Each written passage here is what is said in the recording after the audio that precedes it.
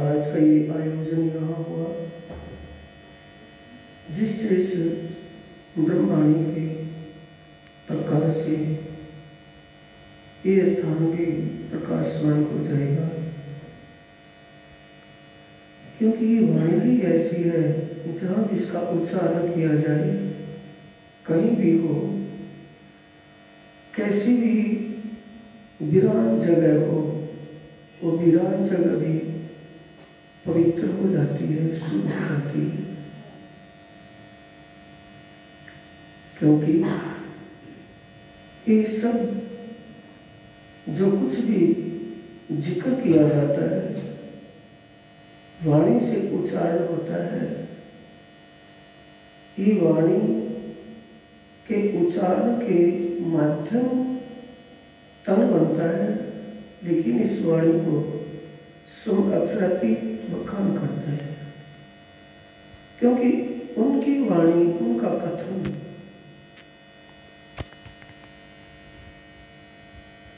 उसके लिए सुंदर साधने की बातें हैं, भाव की जरूरत है, और भाव भी पहचान का भाव हो।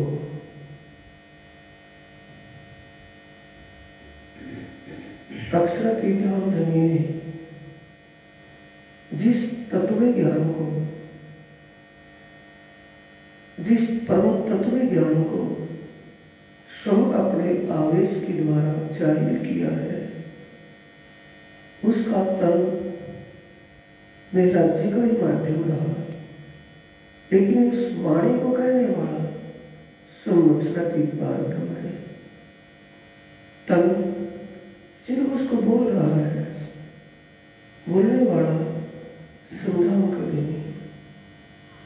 ऐसा ज्ञान जहाँ भी उच्चारण किया जाए, उसी भाव में विलीन होकर के किया जाए कि हे मेरे प्रीतम, मेरी आत्मा के सच्चे मालिक,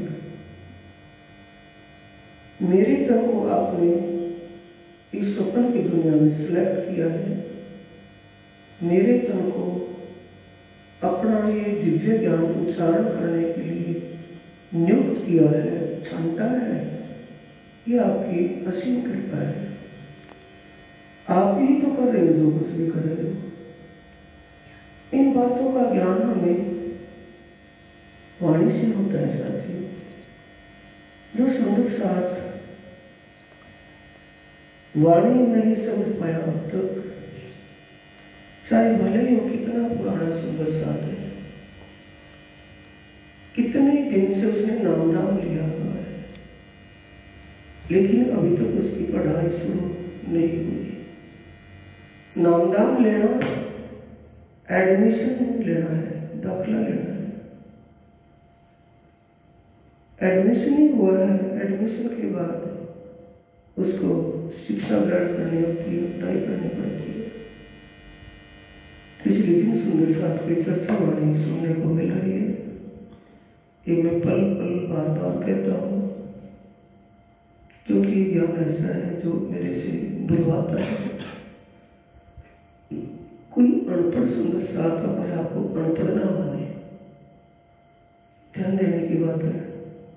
कोई भी सुंदर साथ अक्षर का ज्ञान नहीं जानता है, अनपढ़ है, वो अपने आप को अनपढ़ ना माने, क्योंकि आपको सानिध्य किसका मिला है?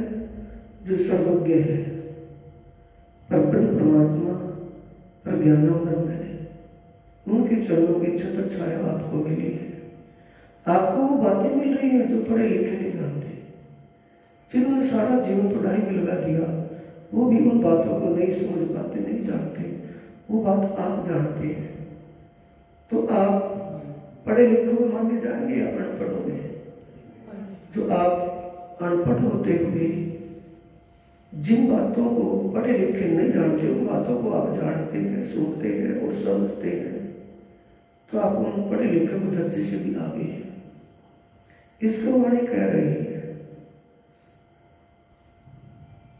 जुदे जुदे सनते साहिती हक्के भेजी कई किताब, जिनसे पढ़ा या अनपढ़ा पाए रोशन हुए सीधा।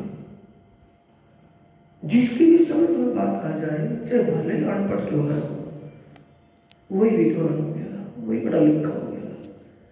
और जिसके समझ में ना आए, 20 बार भी बताड़े पर ना समझ में आए, भला ही पढ़ा लिखा, इसमें भटकता कौन है? जो ज्यादा पढ़ा लिखा होता है। बीतक साहब ने सुना है ना, 4 परहेज बताए थे ना प्राणनाथ जी ने। एक ज्यादा पढ़ा लिखा, जादूगर, होशियार। कि ज्यादा पढ़ा लिखा होता है, जो ज्यादा पढ़ा लिखा होता है वो अपने ज्ञान कि मेरी कुछ बात समझ में आ जाए। बंदगी जिक्र मेहर की। कल का प्रसंग क्या चला हुआ है हमारा?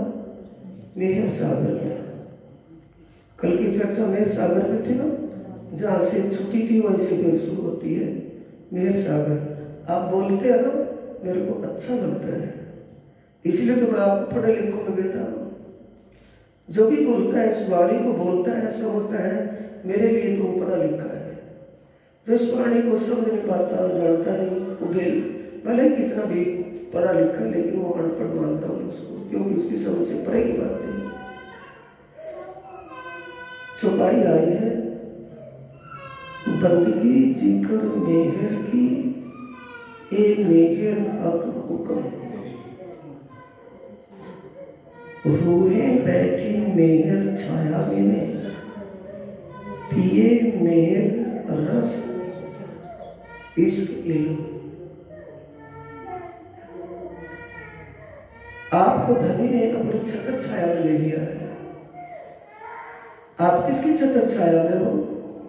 उस पारब्रह्म परमात्मा की, सर्वशक्तिमान, सुप्रीम पावर, उससे आगे कुछ नहीं। और उनकी छत्र छाया आपको मिल जाए, कैसे मिली हुई है? ये इस ज्ञान का रसपान कौन कर रहे हैं? इस ज्ञान को कौन समझ रहे हैं? बोलो सुंदर साहब, आप समझ रहे हैं ना? सुन रहे हैं, समझ में आ रहा है, थोड़ा बहुत आ रहा है समझ में। तो ये क्या है? परमात्मा की छत्र छाया है आपके ऊपर या नहीं है? दुनिया भ्रम अज्ञान की तेज अग्नि में जल रही है, और उस तपत को प्रियतम ने अपनी छत्र छाया से दूर कर रखा है, बचा रखा है। उस परमात्मा ने तुम्हें उस तत्व ज्ञान से आत्मीय आनंद दे रही है, मिल रहा है आपको। बंदगी जिक्र मेहर की, सोबत सेना मेहर की। बोलते हैं ना, सोबत सेना। ये सोबत जो मिली है आपको इस समय, क्या आज से 1 हफ्ते पहले निश्चित था कि हमें कहाँ क्या मिलेगा? कोई पता तो था ना? ये तो था कि गांव में आएंगे, चर्चा होगी, लेकिन वो रस कहाँ पर मिलेगा? देने वाला कहाँ देकर, कहाँ ले जाकर के दे सकता है?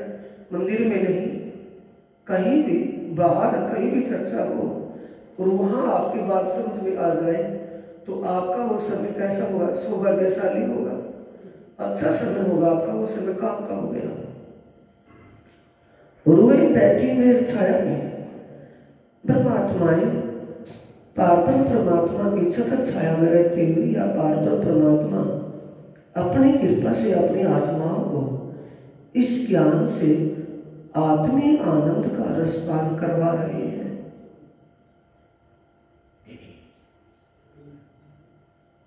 सोबत मेहर देवी कहूं मेहर सिबत क्यों कर। ये सोबत, ये संगत, ये मौका बैठने का, सुनने का, समझने का उन्होंने कृपा से हुआ है कि हम जब अपने समय अपने बल निकाल लिया था, अपने बस का तो नहीं होता ना, कितना जरूरी समझ करके भी सोचे, लेकिन कोई कोई बाधा आई जाती है।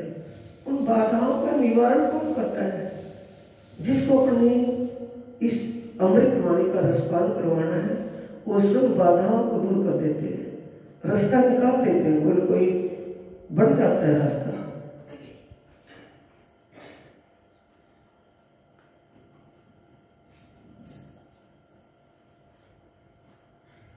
वर्णन करो क्यों मेहर की सिफत न पहुंचो।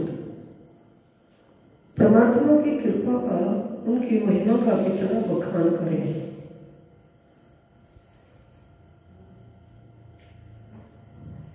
ये आप शब्दों के अर्थों में रह जाओगे। आप जब तक आपकी आत्मा ना मानने, आत्मा अपने अंतरात्मा में बात ना जाए, जब तक मगज में ना आ जाए, तब तक सत्संग नहीं होता है। सत्संग कब है? जब वो बात दिमाग में आ जाए। काम बिल्कुल ठीक है। ये तो दुनिया के जीव करने खाने सोने में दिन रात बिजी है, व्यस्त है। उनको ये मालूम नहीं कि परमात्मा ने मानव छोला मुझे क्यों दिया है। कोई इस बारे में कभी नहीं सोच पाता।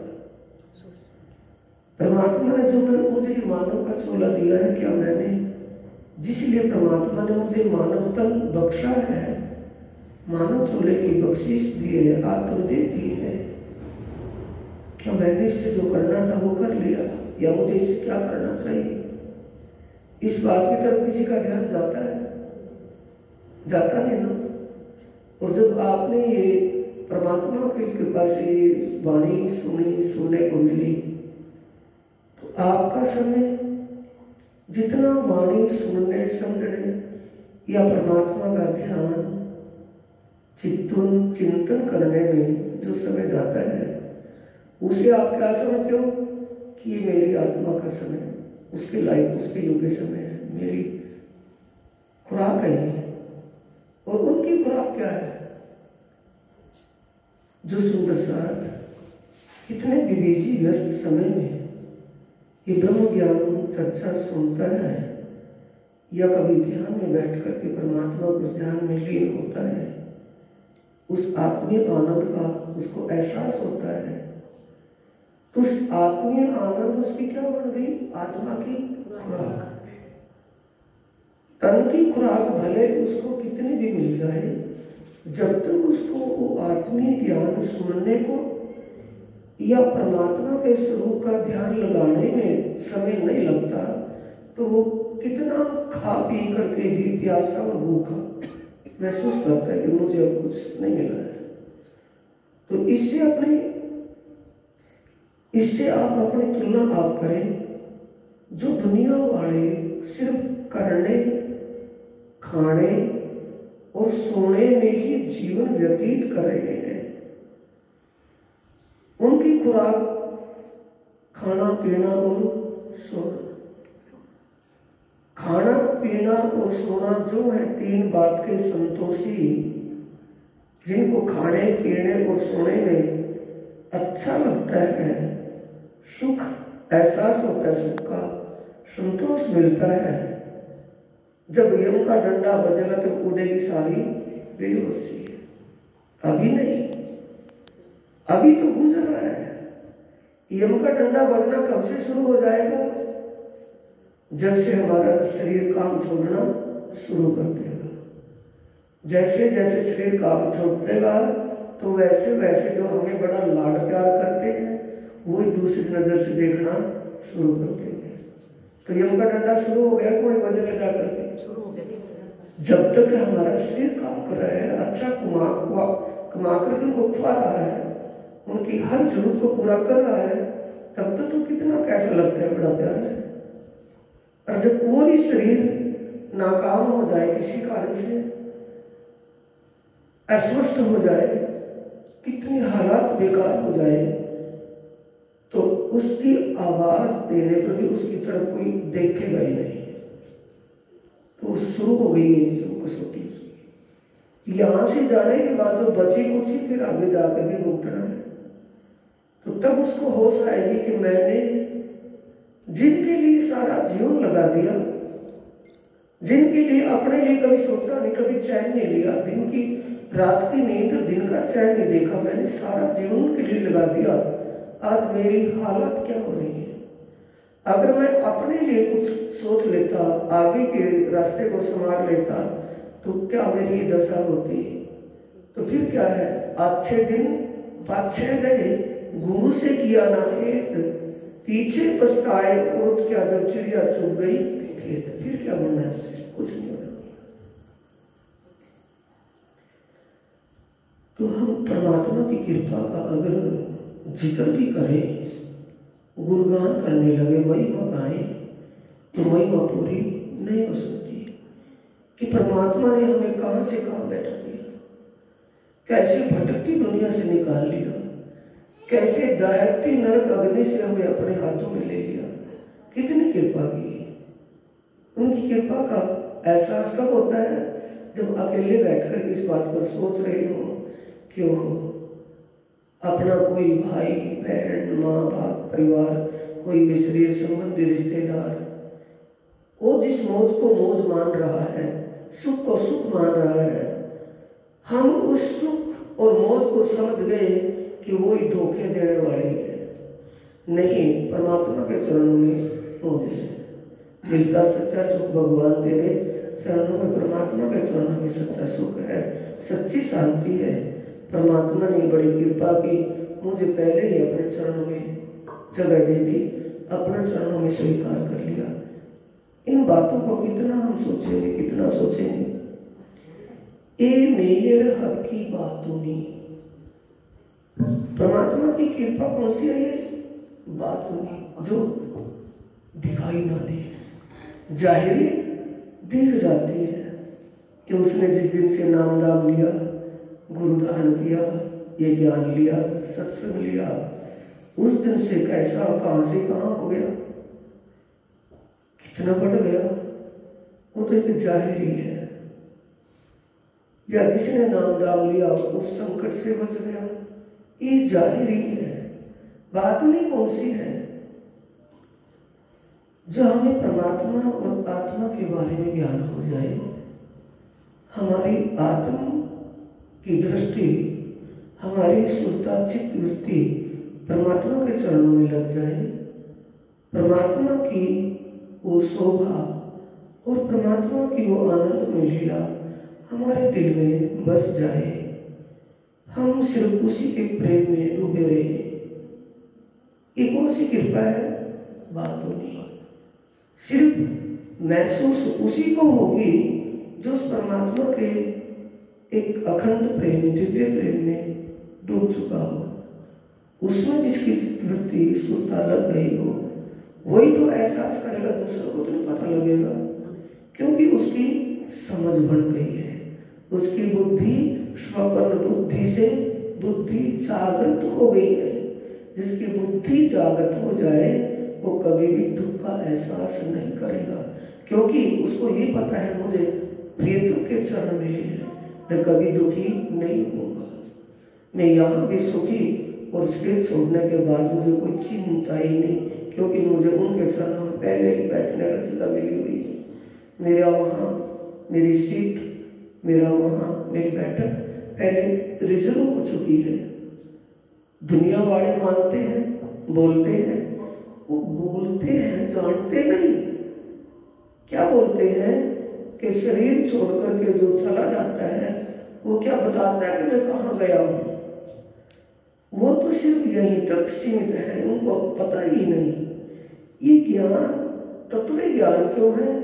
तत्व ज्ञान किसे कहते हैं? जागृत ज्ञान किसे कहते हैं? जागृत में तत्व ज्ञान वे है जिससे हमें इसी जीवन में, इसी शरीर में रहते हुए इस जीवन में ही ये एहसास हो जाए, ये पता चल जाए कि हम शरीर छोड़ करके कहाँ जाएंगे। तो ये तत्व ज्ञान है। अगर ये पता ना चले तो फिर ये तत्व ज्ञान नहीं है, दुनिया जैसा ज्ञान है। ये मेहर कर सब जाए, सबका मता दौलत। ये परमात्मा की कृपा जिसके ऊपर हो जाए, जिसकी आत्म जागृत हो जाए, उसको सबके विचारों से पता चल जाता है कि ये कहां तक क्या जानता है। समझ रहे हैं ना?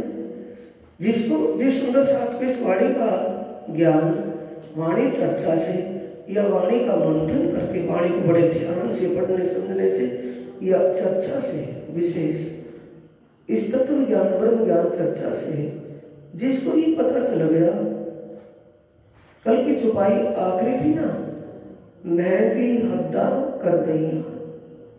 मेहंदी कौन है? प्राणनाथ जी।